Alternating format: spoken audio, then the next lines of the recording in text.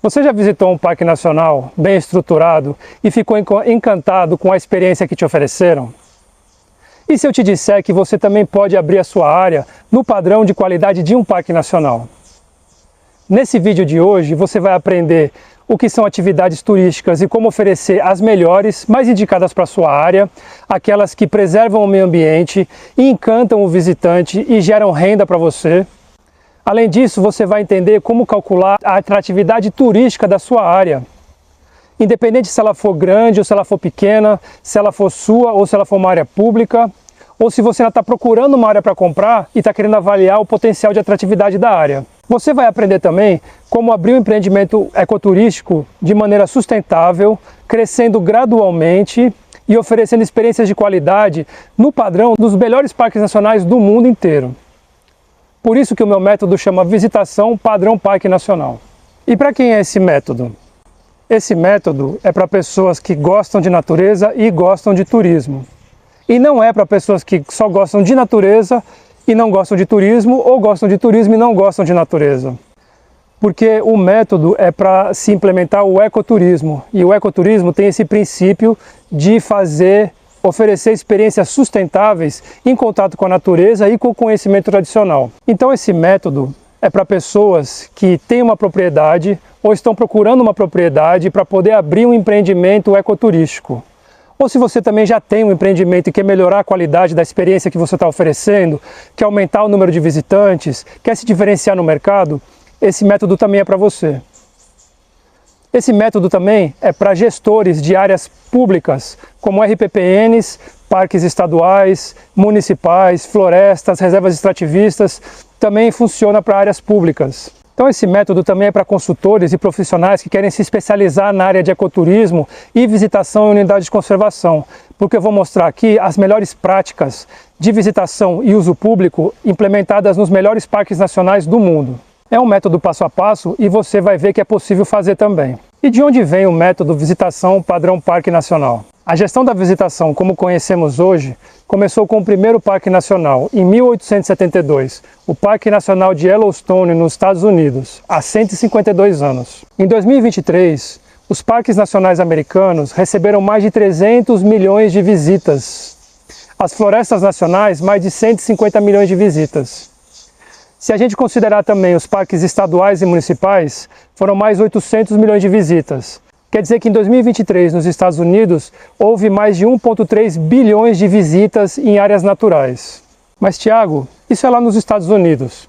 Não é não, no Brasil também. A visitação no Brasil vem crescendo muito e ela dobrou nos últimos 5 anos. Em 2023, os parques nacionais e as florestas nacionais receberam 23 milhões de visitas. Esse número vem crescendo porque cada vez mais e mais pessoas no Brasil vêm procurando experiências em áreas naturais, experiências de contato com a natureza. Essa demanda começou a crescer ainda mais depois da epidemia do Covid, quando mais pessoas sentiram essa necessidade de estar junto com as suas famílias em ambientes naturais. E esse é o mercado que fatura alto. O mercado global de ecoturismo faturou 219 bilhões de dólares em 2023. Um estudo no Brasil de 2018 calculou que naquele ano os 12 milhões de visitas em áreas federais gerou um impacto econômico de mais de 10 bilhões na economia, mais de 89 mil postos de trabalho e mais de 1,1 bilhão de reais de impostos para o governo. Eu conheço bem esses dados porque eu trabalhei no ICMBio, o Instituto Chico Mendes de Conservação da Biodiversidade, por mais de 20 anos, e eu fiz esse estudo. Eu comecei a trabalhar em 2002 na Amazônia, mas em 2009 eu fui para a recém-criada Coordenação Geral de Uso Público e Visitação em Brasília. Na época a gente tinha 4 milhões de visitantes. Quando chegou a pandemia em 2019, a gente tinha 15 milhões de visitantes. Nos 15 anos que eu trabalhei na Coordenação Geral de Uso Público, eu trabalhei nos manuais, nos protocolos, nas normativas, trabalhei em mais de uma dezena de planos de uso público e participei da maioria dos cursos e treinamentos que nós fizemos para os nossos colegas analistas ambientais. E treinei mais de 500 alunos. Logo que eu cheguei em Brasília, em 2009, eu tive a oportunidade de fazer um intercâmbio nos Estados Unidos através da USAID e do Serviço Florestal Americano. E eu passei 30 dias visitando parques nacionais, outras áreas de conservação e universidades nos Estados Unidos. Nessa viagem, eu conheci muitos professores que viraram meus mentores e gestores de áreas públicas que me mostraram coisas muito interessantes. A primeira coisa que eu aprendi lá foi uma ferramenta chamada Recreation Opportunity Spectrum, que a gente traduziu para o português para Hall de Oportunidades de Visitação e Unidade de Conservação, ROVUC. Eu fiquei encantado com o ROVUC. Ele é uma ferramenta que orienta a gente como definir as oportunidades recreativas e o zoneamento da experiência do visitante. E naquele momento eu percebi que a gente precisava trazer essas ferramentas para o Brasil. Isso foi a primeira coisa que eu aprendi com os americanos. Existe método, ferramentas e técnicas para implementar a visitação em áreas naturais. Não é só achismo e cada um faz o que quer. Me levaram para conhecer Yellowstone, o primeiro parque nacional do mundo. É aquele que tem os geysers e manadas de bisão. É um parque muito bonito. Cheguei lá, foram me mostrando a entrada, as estradas, as trilhas, o centro de visitantes, as exposições, a sinalização, tudo que um parque bem estruturado precisa. É uma estrutura gigante que tem em Yellowstone, porque eles recebem 3 milhões de visitantes por ano. É muita gente. Mas naquele dia, caminhando com o gestor do Parque Nacional, ele me mostrou que toda aquela estrutura foi sendo implementada gradualmente. No primeiro ano, Yellowstone registrou apenas 300 visitantes. Eles não começaram grande, eles começaram pequeno. E foi isso, a segunda coisa que eu aprendi com os parques americanos. Começar devagar e gradualmente. E eu via que isso era um erro que a gente tinha no Brasil. Porque a gente só queria abrir um parque nacional quando tudo estivesse pronto. Quando tivesse plano de manejo, plano de visitação, infraestrutura, orçamento, pessoal. E não era assim que acontecia. O parque era aberto e sendo implementado gradualmente. E foi isso, outra coisa que eu aprendi com o mais antigo e um dos melhores parques do mundo. Não é preciso ter tudo para começar. Na verdade, é o contrário. O mais importante é começar, que aí as coisas acontecem. A outra coisa que eu aprendi nessa viagem é que os gestores, eles próprios implementavam os planos de uso público e visitação das áreas. E esse era um outro problema que a gente tinha no Brasil. Para a gente implementar um plano de manejo ou um plano de uso público, a gente contratava consultores, precisava conseguir o recurso, fazer um edital, fazer a seleção, fazer a contratação, para depois começar o projeto. Quando a gente terminava o projeto, isso já tinha levado 1, 2 anos, a realidade tinha mudado e às vezes nem era mais aquilo que a gente queria fazer. Além disso, às vezes os planos eram muito mirabolantes e fugiam da realidade da unidade de conservação. Essa foi uma das coisas que eu aprendi lá também. O planejamento tem que ser simples, prático e objetivo. Os nossos gestores são pessoas muito ocupadas. Eles precisam de ferramentas simples e diretas para que eles possam implementar o que precisam. Eu voltei muito empolgado dos Estados Unidos. E junto com a equipe que eu trabalhava, a gente começou a motivar e orientar as unidades de conservação a abrirem para a visitação. Começamos a fazer os primeiros treinamentos de introdução à visitação, gestão da visitação e do uso público, manejo de trilhas e impactos da visitação. Essas ações levaram algumas áreas a abrirem para a visitação e o número de visitantes começou a aumentar. O Parque Nacional de São Joaquim, por exemplo, começou a implementar anualmente a Semana de Ecoturismo de Urubici. Nessa semana aconteciam diversas atividades, como passeios ciclísticos, passeios equestres, caminhadas, balonismo. Aquele evento movimentava a cidade e começava a trazer mais pessoas para conhecer a área, que até então não era visitada, ou muito pouco visitada. Eu apliquei em algumas áreas mostrando que era muito simples começar. Mesmo uma exposição interpretativa não precisava de muita coisa para começar. No Parque Nacional da Serra da Bocaina, na praia de Trindade, a nossa primeira exposição interpretativa foi apenas uma tenda e alguns banners para que as pessoas pudessem ir lá e saber que aquela praia está dentro de um parque nacional. A mesma coisa foi feita com o Parque Nacional da Lagoa do Peixe. Eles não tinham recurso para comprar, para encomendar uma exposição interpretativa, então com materiais locais, com areia, com pedras, com algumas miniaturas, com ossos de animais, eles foram montando a exposição deles para poder começar a receber a visitação. Isso foi uma coisa muito importante que a gente aprendeu, a fazer devagar e fazer com os recursos que a gente tem. Isso não foi só no Sul e no Sudeste. A Reserva Extrativista Chico Mendes também começou a implementar a sua primeira trilha de travessia, de 7 dias. E é uma experiência encantadora, experiência de estar em contato com a natureza e também com a cultura das pessoas que viveram naquela região, é muito enriquecedora. E essa foi a primeira lição que eu aprendi na prática.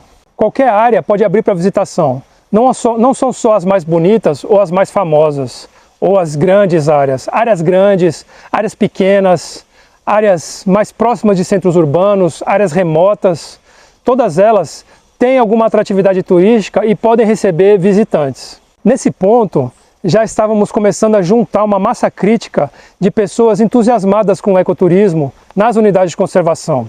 Já estávamos viajando para outros países, conhecendo experiências no Chile, na Argentina, no Equador, na Colômbia, e também conversando com os institutos estaduais, o INEA do Rio de Janeiro, o IF de Minas Gerais, mas ainda eu sentia que tinha uma resistência dentro do próprio ICMBio, porque a maioria das pessoas lá vem da área ambiental, são biólogos, engenheiros florestais e não tem formação na área de turismo.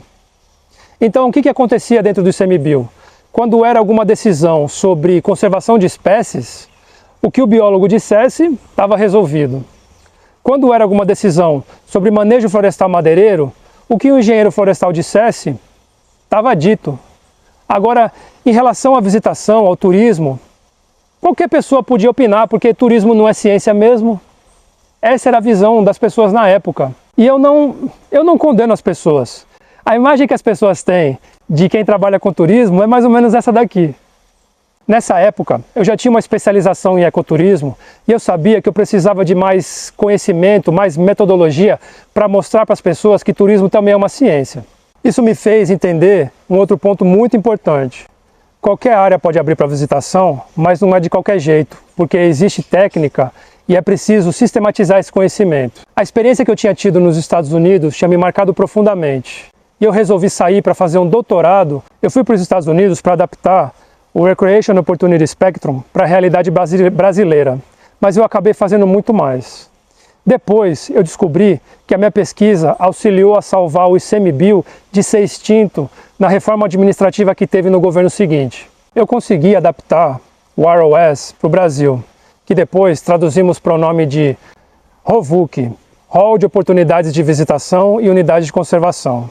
Na minha pesquisa, eu consegui classificar todo o sistema de parques e florestas nacionais do Brasil, entendendo qual era a sua vocação, melhores oportunidades recreativas e nível de estruturação para diferentes parques nacionais do Brasil. Então essa foi uma lição importante.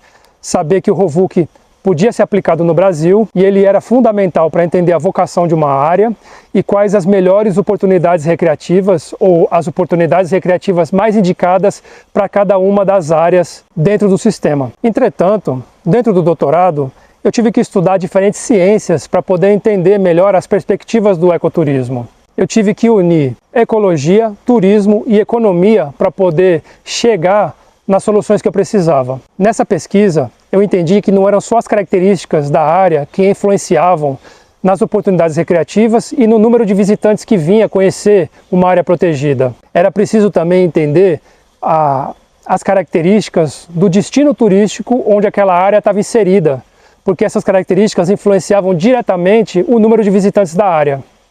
Esse conceito no turismo é o conceito de atratividade turística, que ele é simples para quem trabalha com turismo, mas não é conhecido para quem trabalha com ecologia, por exemplo. E por isso não era utilizado no planejamento da visitação em áreas protegidas. Para resolver essa demanda, eu criei o Índice de Atratividade Turística, para poder avaliar as características do destino turístico, como que elas influenciavam a visitação dentro da área protegida.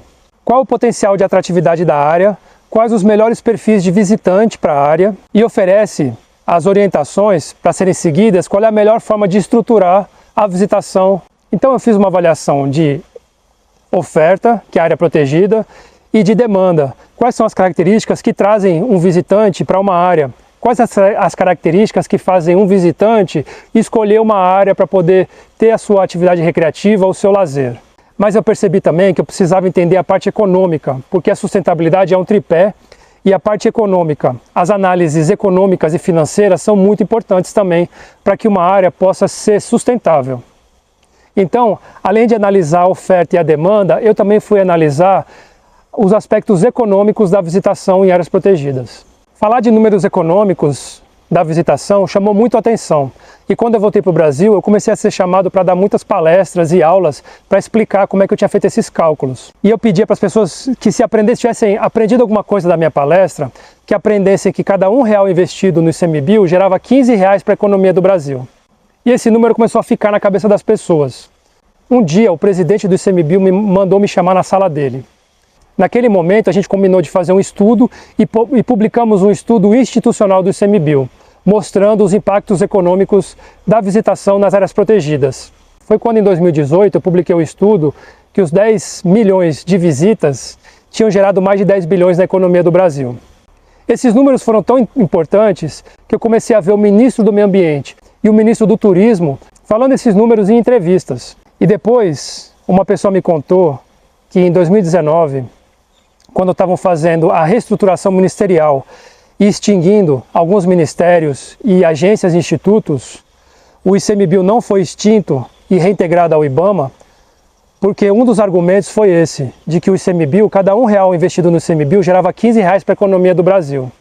E eu fiquei muito feliz com isso. E foi assim que eu aprendi, na prática, que a sustentabilidade é um tripé. Ele tem que ser ambiental, mas também social e econômico, para que ele possa realmente ser sustentável a longo prazo. Voltando aos Estados Unidos, eu entendi que a gente precisava organizar os procedimentos técnicos, colocar normas e manualizar os processos para que os nossos gestores pudessem aplicar e a gente pudesse ganhar escala. Foi quando a gente começou a fazer a maioria dos manuais do ICMBio.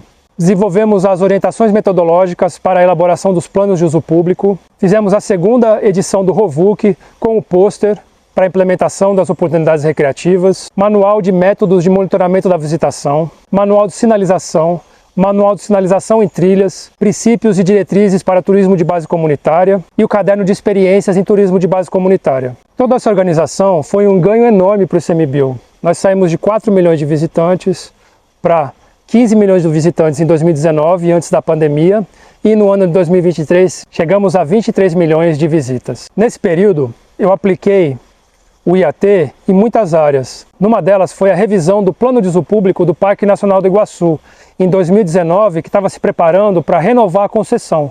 Nessa época, o parque já recebia mais de 1 milhão de visitantes e a gente usou o IAT para poder definir novos polos de visitação dentro da unidade de conservação. Eu apliquei essas estratégias também na reinauguração da Floresta Nacional de Brasília, que estava passando por algumas dificuldades, estava tendo assim uma situação de furto de bicicletas lá dentro e muitas pessoas não queriam visitar a unidade.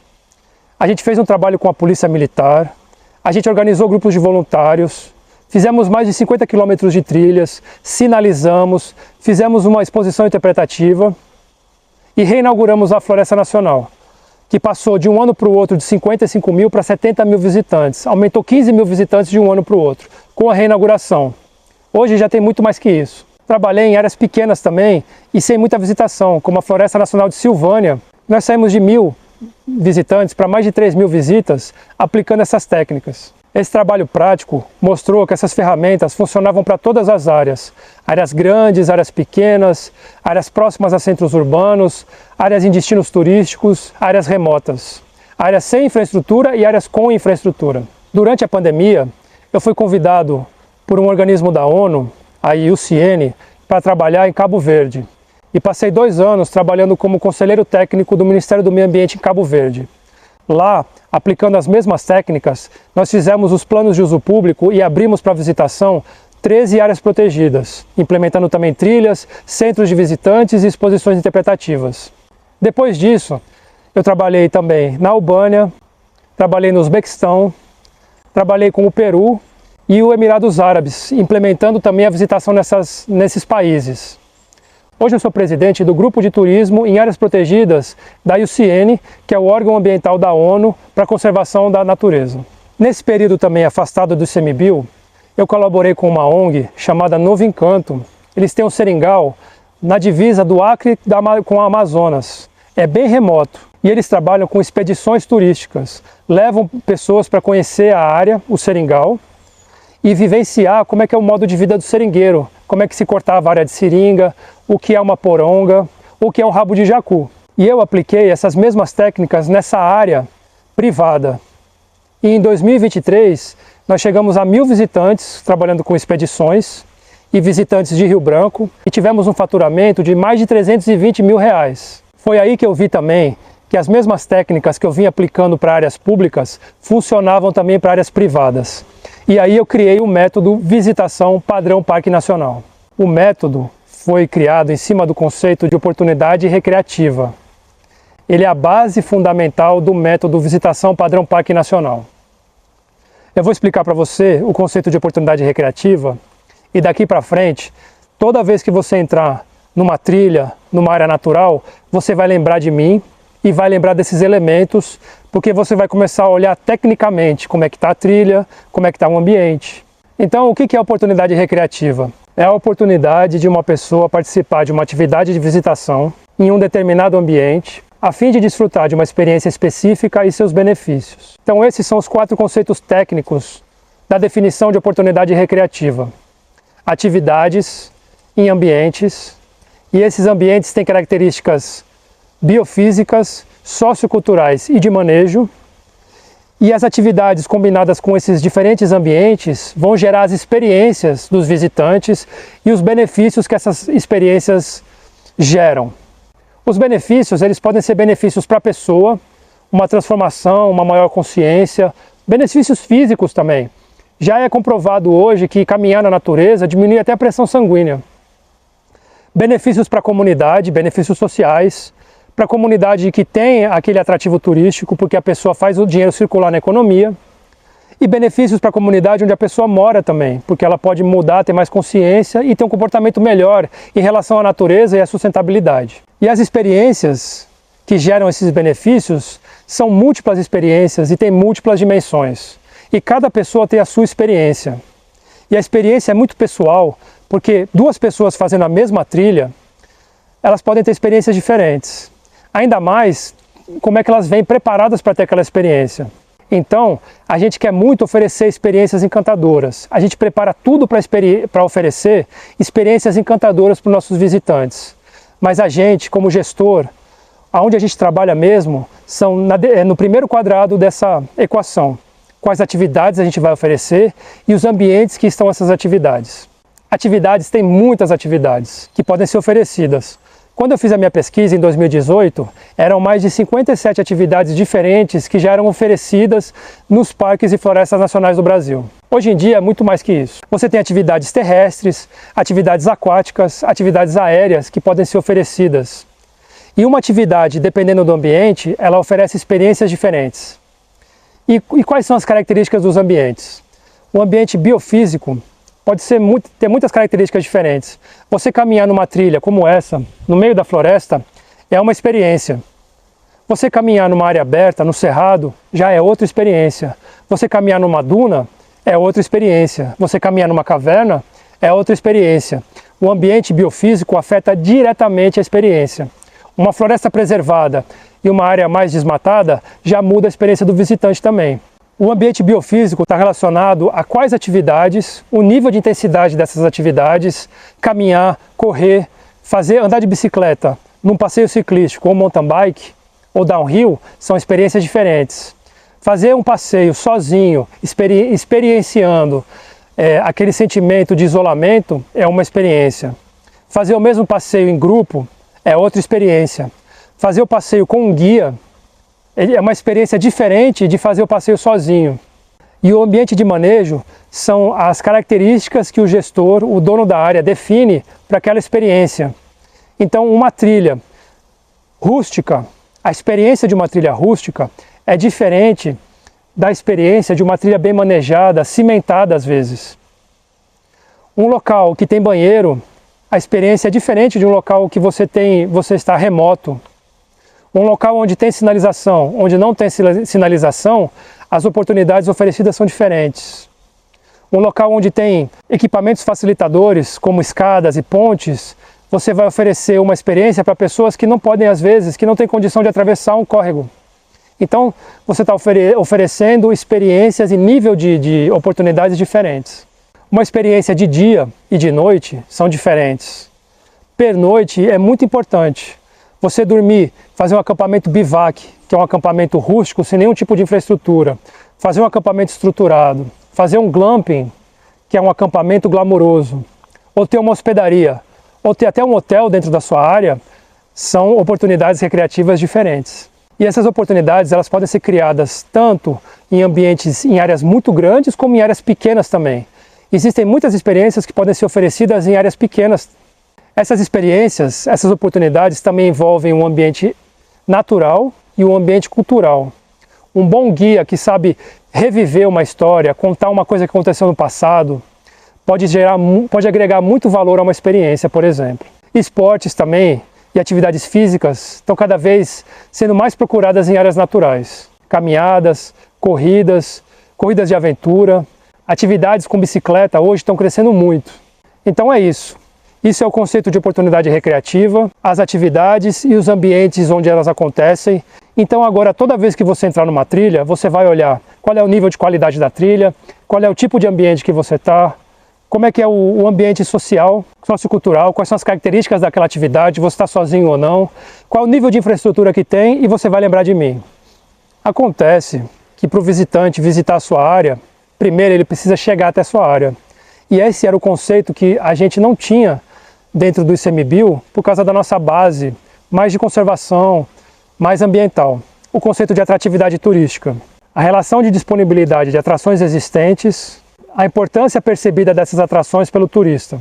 Então, esse mesmo ambiente, esses atributos biofísico, sociocultural e de manejo, a gente espelhou para o destino turístico, para poder avaliar o ambiente biofísico, sociocultural e de manejo do destino turístico onde a área que você está trabalhando está inserida.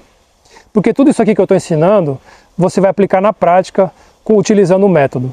Então a gente avalia, por exemplo, outros atrativos regionais, porque quanto mais atrativos tem um destino turístico, maior é a atratividade turística daquele destino. O acesso. Como é que é o acesso para o destino turístico? Acesso é uma das variáveis mais importantes na decisão de um visitante, de um turista de ir para uma área. Qual é o contexto socioeconômico daquele destino turístico? Destinos maiores têm uma tendência de ter mais pessoas locais visitando as áreas, os atrativos. Áreas que são menores, precisa ter uma estratégia de trazer visitantes de fora. Também a gente avalia a infraestrutura turística do destino. Quantidade de hotéis, restaurantes, porque influenciam diretamente a quantidade de pessoas que vão para aquele destino. Depois que a gente faz esse cálculo e tem uma planilha para fazer toda essa avaliação, a gente define o índice de atratividade turística da sua área, que varia de 1 a 5, sendo 1 primitivo, 2 semiprimitivo, 3 extensivo, 4 intensivo e 5 altamente intensivo. Então, quando você rodar o índice de atratividade, você vai entender o perfil de atratividade da sua área, o perfil de atratividade do destino turístico onde a sua área está e quais são as estratégias, porque às vezes você tem que investir mais na melhoria da sua área, colocar mais infraestrutura, abrir mais atrativos dentro da sua área, mas às vezes você já está bem. O que você precisa é de estratégias para trazer mais visitantes, entender melhor a dinâmica do destino, às vezes até fazer estratégias de marketing e divulgação. Por exemplo, aqui a avaliação da Floresta Nacional de São Francisco de Paula, no Rio Grande do Sul. Você pode ver que ela já é uma área que está bem estruturada, a média de atributos internos é quase 4, mas o destino turístico tem uma média menor, de 3. Depois de rodar o IAT, a nossa estratégia foi entender como é que a gente fazia para trazer mais visitantes para a área, porque a área já tem um nível de infraestrutura bom. Não adianta mais o gestor daquela área investir na área, porque não adiantava só investir na área para poder aumentar a atratividade. Tinha que entender a estratégia para melhorar a atratividade da área como um todo. E nesse caso aqui foi trazer visitantes de outras regiões. Então, através do índice de atratividade, a gente pôde calcular que implementando as estratégias, no primeiro ano, a Floresta Nacional poderia chegar a 10 mil visitantes e em 5 anos chegar em 30 mil visitantes, implementando as estratégias de divulgação e também mais algumas infraestruturas e serviços que a área não oferecia na época, como alimentação e pernoite. Pernoite é muito importante para aumentar o número de visitas e de pessoas na área, quando a área é remota, por exemplo. Um outro exemplo de implementação do IAT foi na revisão do Plano de Uso Público do Parque Nacional do Iguaçu, que é o maior parque do Brasil, um dos parques mais bem estruturados. Então aqui vou dar o exemplo de um dos polos que a gente trabalhou na revisão do Plano de Uso Público, o polo Céu Azul. Utilizando o IAT, a gente fez uma avaliação de desafios e oportunidades da área, fraquezas e fortalezas, definimos a vocação daquele polo, dentro do Parque Nacional, qual era a vocação daquele polo, porque aquele polo está bem distante das cataratas, mas ele está bem próximo da estrada das pessoas que vêm do Paraná e de Santa Catarina para conhecer as cataratas. Então a nossa estratégia foi pegar essas pessoas que vêm de carro e fazer elas pararem no Polo Céu Azul. Definimos que as oportunidades recreativas que a gente queria, atividades de pessoas fazendo piqueniques em áreas abertas, caminhadas em trilhas, banhos de cachoeira e passeios ciclísticos. Então, utilizando as oportunidades recreativas, definimos essas atividades como as mais indicadas para o Polo Céu Azul. E aí, utilizando a matriz do IAT, vocês podem ver quais foram as atividades que nós definimos, a infraestrutura que era necessária e os serviços. Então, para uma área daquela, para um nível de implementação que ia ser feito, para o nível de visitantes que a gente estava esperando, nossa estratégia foi trabalhar com um pequeno centro de visitantes e não trabalhar com restaurantes, trabalhar com food trucks, que eles são móveis e mais adaptáveis, aluguel de equipamentos e um camping estruturado para que pudessem parar até, inclusive, trailers e motorhomes, que são uma tendência naquela região. Aqui você pode ver uma tabela onde a gente colocou quais eram as atividades, a sinalização, a infraestrutura, os equipamentos facilitadores e os serviços que deveriam ser oferecidos para ser implementado naquela área no Polo Céu Azul. E assim nós elaboramos o plano de uso público do Parque Nacional do Iguaçu, melhorando a qualidade da visitação da área.